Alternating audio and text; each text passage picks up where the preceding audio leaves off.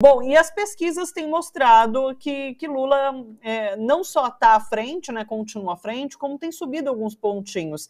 Deixa eu pegar aqui para trazer para a gente a IPESP, que saiu hoje, porque a gente deu agora a Datafolha. A IPESP mostra Lula com 46% das intenções, tendo subido 3 pontos. Bolsonaro, 35%, manteve o mesmo índice. A gente tem Ciro com 7, caiu 2, e Tebet com 4, caiu 1. Inclusive falar sobre essa movimentação para menos de Ciro e Tebet, né? Porque enquanto Lula sobe, a gente sabe que ele está numa campanha do voto útil, agora a reta final, inclusive eles esperam, né, essa onda de voto útil que se some à campanha de Lula, e a gente vê ali os dois, Ciro e Tebet, caindo um pontinho. Como que você está vendo a campanha de Lula nessa reta final de eleição, César? Os dados demonstram que a campanha achou um ritmo muito bom, que o próprio Lula, depois daquele debate na Bandeirantes, de alguma forma encontrou o tom certo, e os números demonstram isso, indicando muito possivelmente até uma vitória ainda no primeiro turno. Então, com relação à campanha, às peças publicitárias, ao que está sendo veiculado pelo Partido dos Trabalhadores durante a propaganda gratuita eleitoral, e todas as inferências que estão sendo feitas nessa medida, a meu ver, está perfeito. Seria difícil melhorar o que eles estão fazendo a essa altura do campeonato, e os dados demonstram, né? Então, é difícil questionar isso na medida em que você tem um candidato que não está pleiteando a reeleição e ainda assim pode ser eleito em primeiro turno. Isso é muito forte o que está acontecendo, entende? Então demonstra não só a densidade do Lula enquanto parlamentar, mas também demonstra a capacidade da campanha petista, da organização e das ideias que estão sendo veiculadas pelo Partido dos Trabalhadores.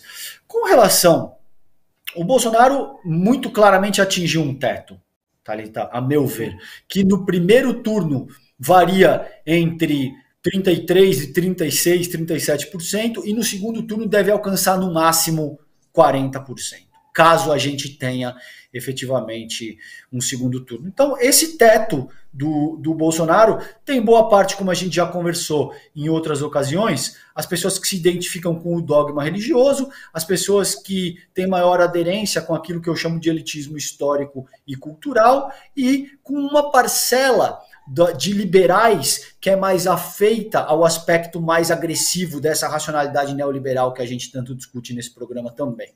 Então, esse é o público que de alguma forma ainda vai apostar no Jair Bolsonaro. A questão agora não é se é o suficiente para vencer a eleição ou não. Essa questão, a não ser que algo absurdamente atípico aconteça ao longo dos próximos dias, e essa possibilidade também não pode ser descartada, a gente precisa tomar muito cuidado, porque pode ser que eles tentem alguma coisa.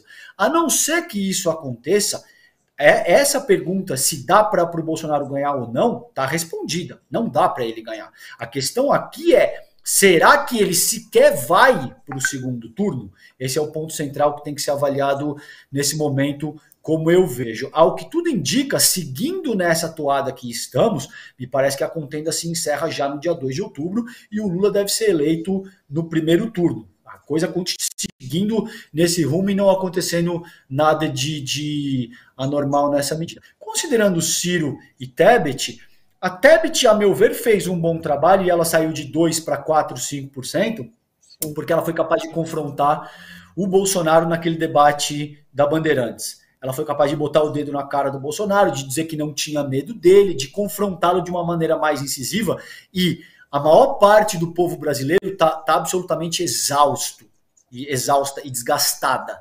considerando aí o sacrilégio ao qual a nossa população foi submetida durante os últimos 4 anos. Então, a Tebet capitalizou muito bem na medida em que ela enfrentou o Bolsonaro e teve coragem e se mostrou com vigor naquela ocasião.